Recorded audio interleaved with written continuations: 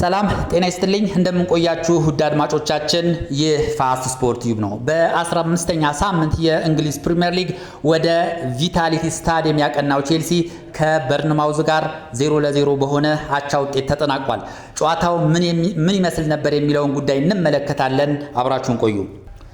የለንደኑ ኃያል ክለብ ቼልሲ በሁለት የእንግሊዝ ፕሪሚየር ሊግ ተከታታይ ጨዋታዎች ድል አልቀናውም። በሊድስ ዩናይትድ 3-1 ተሸንፎ ወደ ቪታሊቲ ስታዲየም ያቀናው እንግዲህ ቼልሲ ጨዋታውን 0-0 በሆነ አቻ ውጤት ማጠናቀቅ ችሏል። እንግዲህ ይህን ጨዋታ ቼልሲ አሸንፎ ከመሪዎቹ ጋር ያለውን የነጥብ ልዩነት ያጠባል ተብሎ ተጠብቆ የነበረ ቢሆንም እንግዲህ ጨዋታውን 0-0 በሆነ ውጤት ማጠናቀቅ ችሏል።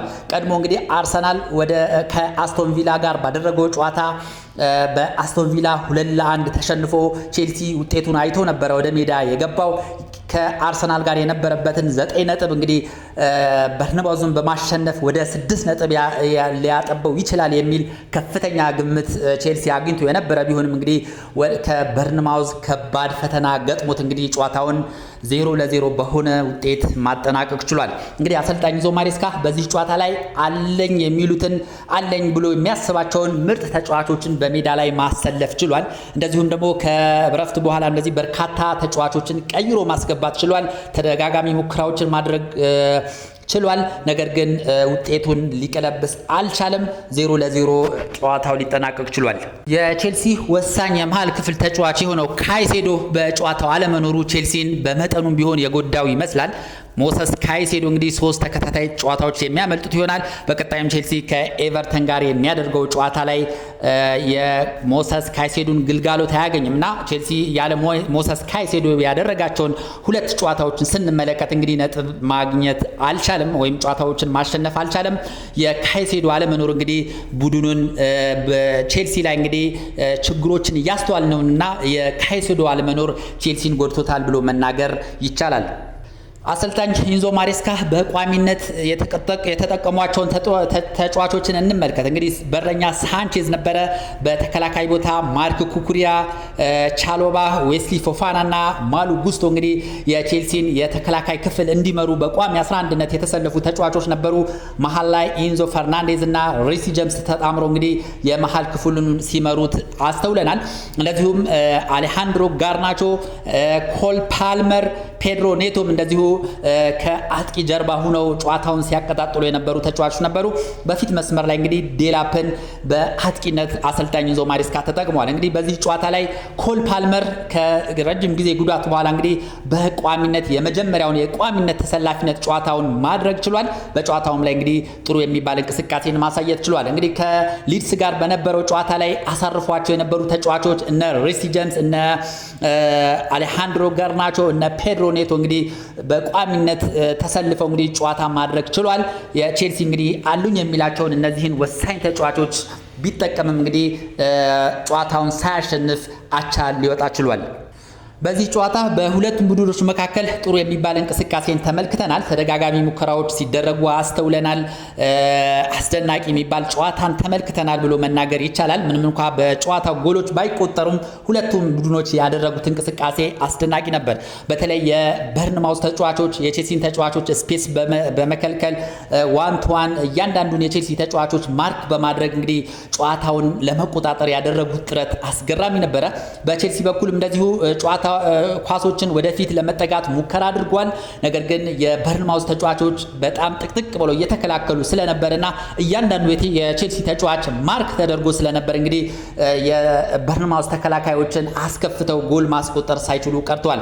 እንግዲህ በርንማውዞች መጀመሪያ አካባቢ ጎል ማስቆጠር ችለው ነበር ጨዋታው የተጀመረ አካባቢ፣ ነገር ግን ኦፍሳይድ ተብሎ ተሽሮባቸዋል። ከዛም በኋላ እንግዲህ በርካታ ሙከራዎችን ማድረግ ችሏል። ቼልሲም በነ አሌሃንድሮ ጋርናቾ ፔድሮ ኔቶ አማካኝነት ተደጋጋሚ ሙከራዎችን ማድረግ ቢችልም ግማሹ በረኛ ማውጣት ችሏል፣ ግማሹም ኢላማቸውን ሳይጠብቁ ወደ ውጭ የወጡ ኳሶችን አስተውለናል ማለት ነው። እንግዲህ የቼልሲው በፊት መስመር ተጫዋች የነበረው ዴላፕ በ30ኛው ደቂቃ ላይ ጉዳት አስተናግዶ ከሜዳ መውጣት ችሏል። አሰልጣኝ ኢንዞ ማሬስካ እንግዲህ በዴላፕ ምትክ ማርክ ጉዩን ነበር ማስገባትን የመረጡት። እንግዲህ ብዙዎቻችን አሰልጣኝ ኢንዞ ማሬስካ ጆ ፔድሮን በዚህ ጨዋታ ላይ ዴላፕን ተክቶ ይገባል ብለን የጠበቅን ቢሆንም አሰልጣኙ እንግዲህ ማርክ ጉዩን ቅድሚያ በመስጠት ወደ ሜዳ አስገብተውታል። እሱም እንደዚሁ ጥሩ የሚባል እንቅስቃሴን ማሳየት ችሏል። እንግዲህ ከረፍት በፊት በነበረውን ጨዋታ ስንመለከት በሁለቱም በኩል ለማሸነፍ የነበራቸው ወኔ ጥሩ ነበረ። የቼልሲም የተከላካይ ክፍል ጥሩ ነበር ብሎ መናገር ይቻላል። በተለይ እነ ቻሎባ እነ ማሉ ጉስቶ እነ ሪሲ ጀምስ እንግዲህ የበርንማውዝ አጥቂዎችን ማርክ በማድረግ ጨዋታ እንዳይጫወቱ በማድረግ የነበራቸው ሚና ከፍተኛ ነበር ብሎ መናገር ይቻላል። እንግዲህ የቼልሲ የተከላካይ ክፍል በመጠኑም ቢሆን የተሻሻለና በትኩረት የተናበበ እንቅስቃሴ ሲያደርጉ አስተውለናል። ሌላው በተረፈ በረኛችን እንግዲህ ሳንቼዝ በርካታ ሙከራዎችን ሲያደን ተመልክተናል። እንግዲህ በጣም በርካታ 3 እና 4 ለጎል የሚሆኑ ኳሶችን ማዳን ችሏል። አሁን ላይ ከጊዜ ወደ ጊዜ እየተሻሻለ የሚገኘው እንግዲህ የቼልሲው በረኛ ሳንቼዝ አሁን ላይ ጥሩ አቋም ላይ ይገኛል። ከበርንማውዝም በነበረው ጨዋታ ጥሩ እንቅስቃሴ በማድረግ ሙከራዎችን ሲያድን አስተውለኗል። እንግዲህ ከረፍት በኋላ በፓልመር በኩል ከ45ኛው ደቂቃ ጀምሮ እስከ 52ኛው ደቂቃ ላይ ቼልሲ ተከታታይ ሙከራዎችን ማድረግ ችሏል። ጋርናቾ ምርጥ የቴስታ ኳስ ሞክሮ አንግሉን አስታኮ ወደ ውጪ ሊወጣ ችሏል። ከዛ በኋላ ፓልመር እንደዚሁ አስገራሚ ሙከራ አድርጎ ነበረ፣ አልተሳካም። ፔድሮ ኔቶ በክንፍ በኩል ተደጋጋሚ ሙከራ ማድረግ ችሏልና በነበሩት ጥቂት ደቂቃዎች ከጨዋታው ሁለተኛው አጋማሽ ከተጀመረ ጀምሮ የቼልሲ ተጫዋቾች እንግዲህ ጎል ለማግባት ቁርጠኛ ነበሩ። በርካታ ሙከራዎችን እንግዲህ ቢያደርጉም ሳይሳካላቸው ሊቀር ችሏል። እንግዲህ አሰልጣኝ ኢንዞ ማሬስካ አሉኝ የሚላቸውን ተጫዋቾች ቤንች ላይ የነበሩ ተጫዋቾችን ማስገባት ችሏል።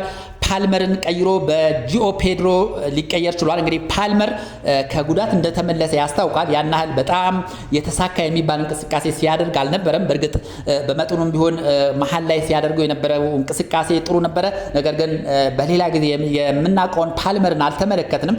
57ኛው ደቂቃ ላይ ጂኦ ፔድሮን እንግዲህ ማስገባት ችሏል። ይህ የሚያሳየው አሰልጣኝ ኢንዞ ማሬስካ ጨዋታውን ወደፊት ለመጫወትና ጎል ለማስቆጠር ከፍተኛ ፍላጎት እንደነበራቸው የሚያመለክት ነው።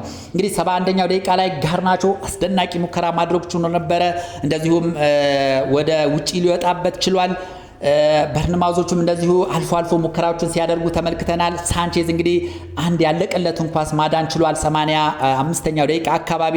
እንደዚሁም ኢንዞ ፈርናንዴዝ ከርቀት አስደናቂ ሙከራ አድርጎ በረኛው አድኖበታል ወይም ደግሞ ወደ ውጪ ወጥቶበታል እና ጨዋታው ላይ እንግዲህ የቼልሲ ተጫዋቾች ጎል ለማስቆጠር የነበራቸው ፍላጎት ከፍተኛ ነበረ። በክንፍ በኩል ሲያደርጉት የነበረው እንቅስቃሴ አስገራሚ ነበር። ነገር ግን የበርንማውዝ ተከላካዮች በጣም ተናበውና በተደራጀ ሁኔታ ሲከላከሉ ስለነበረ የበርንማውዝን እንግዲህ ተከላካይ ክፍል ሰብረው ጎሎችን ማስቆጠር አልቻሉምና በዚህ መሰረት እንግዲህ ጨዋታው 0-0 በሆነ አቻ ውጤት ሊያልቅ ችሏል። እንግዲህ ቼልሲ ከአርሰናል ጋር 0-0 መለያየቱ ይታወሳል። ከሊድስ ዩናይትድ 3-1 ተሸንፏል።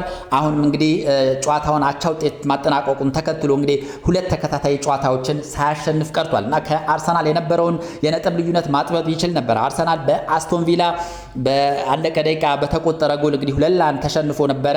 ስለዚህ ቼልሲ እንግዲህ በዚህ ጨዋታ ተጫዋቾች በሞራል በመጫወት ነጥባቸውን ያለውን ርቀት ወደ 6 ዝቅ ያደርጋሉ ተብሎ ቢታሰብ እንግዲህ ጎል አስቆጥረው ማሸነፍ አልቻሉም።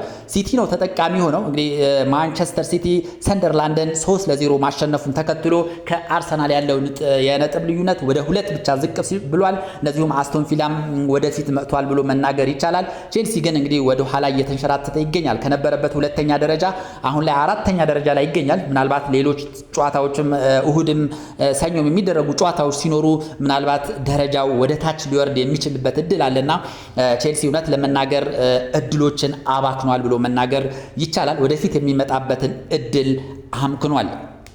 በዚህ ጨዋታ ላይ የተመለከትናቸውን አሃዛዊ መረጃዎችን ስንመለከት ቼልሲ 11 ሙከራ ማድረግ ችሏል። በአጠቃላይ በርንማውዝ በአንጻሩ 13 ሙከራ ነው ማድረግ የቻሉት። በትንሹም ቢሆን የተሻሉ ነበሩ ብሎ መናገር ይቻላል። ወደ ጎል በመሞከር ወይም ደግሞ ደረጃውን ወደ ጎል በመሞከር በርንማውዞች 5 ጊዜ ወደ ጎል ሞክሯል፣ ኦን ታርጌት ማለት ነው። እንደዚሁም ቼልሲ 4 ነው መሞከር የቻለው። የኳስ ቁጥጥር ስንመለከት ቼልሲ የተሻለ ነበር፣ 60% ኳስ መቆጣጠር ችሏል። በአንጻሩ በርንማውዞች 40% ነው መቆጣጠር የቻሉት። ኳስ በማንሸራሸር ቼልሲ 512 ጊዜ ማንሸራሸር ችሏል። በአንጻሩ በርንማውዞች 324 ጊዜ ብቻ ነው ኳሶችን ማንሸራሸር የቻሉት። ፋውል ቼልሲ 13 ፋውል መስራት ችሏል። በርንማውዞች 15 ፋውል ነው የሰሩት። ቢጫ ካርድ በርንማውዝ አንድም ቢጫ ካርድ አልተመለከቱም። በአንጻሩ ቼልሲዎች 2 ቢጫ ካርድ አግኝቷል። ቀይ ካርድ በሁለቱም በኩል አልተመዘገበም። እንደዚሁም ኮርና ቼልሲ አንድም ኮርና ማግኘት አልቻለም በዚህ ጨዋታ ላይ።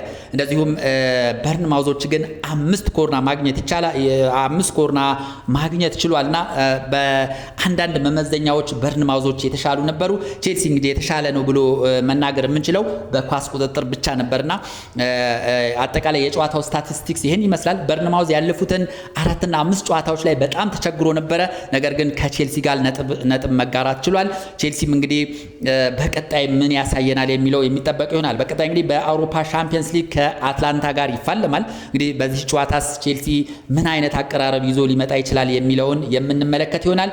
አሁን ግን በ15ኛ ሳምንት የእንግሊዝ ፕሪሚየር ሊግ ከበርንማውዝ ጋር 0-0 በመውጣት እንግዲህ ጨዋታውን ሊያጠናቀቅ ችሏል። እንግዲህ አጠቃላይ የነበረው መረጃ ይህ ነው። ሌሎች መረጃዎች ሲኖሩ እንግዲህ ተከታትዬ የማቀርብላችሁ ይሆናል። ስለነበረን ቆይታ እጅግ አድርጌ አመሰግናለሁ። መልካም ጊዜ